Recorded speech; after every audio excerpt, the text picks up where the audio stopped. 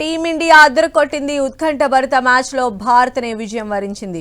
న్యూజిలాండ్తో జరిగిన champions trophy ఫైనల్లో 4 వికెట్ల తేడాతో ఘన విజయం సాధించింది. నువ్వా నేనా అన్నట్లుగా సాగిన ఫైనల్ ఫైట్లో పైచేయి సాధించి కప్పును ఎగరేసుకెళ్లింది. రోహిత్ శర్మ కెప్టెన్ ఇన్నింగ్స్ ఆడటం, చివర్లో కేఎల్ రాహుల్ సమయోచిత బ్యాటింగ్తో ఛాంపియన్స్ ట్రోఫీని భారత్ మూడోసారి ముద్దాడింది.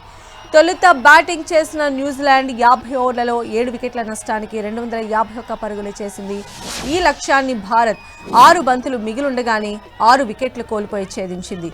ఈ మ్యాచ్లో విరాట్ కోహ్లీ 1 పరుగు మాత్రమే చేసి తీవ్ర నిరాశపరిచాడు. శ్రేయస్ అయ్యర్ 48 పరుగులు, కేఎల్ రాహుల్ 34 పరుగులతో రాణించారు. న్యూజిలాండ్ బ్యాటింగ్ లో మిచెల్, బ్రాస్వెల్ హాఫ్ సెంచరీలతో అదరగొట్టారు. ఫస్ట్ 10 ఓవర్స్ ధీటుగా ఆడిన కివీస్ మిడిల్ ఓవర్స్ లో స్లో డౌన్ అయింది. ఇందులో ఇండియన్ స్పిన్నర్స్ కీలక పాత్ర పోషించారు. 15 ఓవర్ల లోపు 3 వికెట్లు పట్టడంతో పరుగుల స్పీడ్ తగ్గింది. మళ్లీ చివర్లో దూకుడుగా ఆడటంతో కివీస్ 251 పరుగులు చేయగలిగింది. 252 పరుగుల లక్ష్యంతో బరిలోకి దిగిన టీమిండియా దూకుడుగా ఇన్నింగ్స్ ఆరంభించింది. రోహిత్ శర్మ, గిల్ కలిసి మొదటి వికెట్ను 105 పరుగులు జోడించారు. రోహిత్ శర్మ 76 పరుగులతో కెప్టెన్ ఇన్నింగ్స్ ఆడాడు.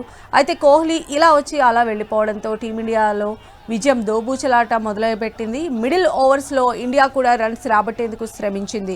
శ్రేయస్ అయ్యర్ వికెట్ పడకుండా కాసేపు నిలబట్టడంతో విజయానికి మార్గం పడినట్లయింది. అతనికి కేఎల్ రాహుల్ తోడయ్యాడు.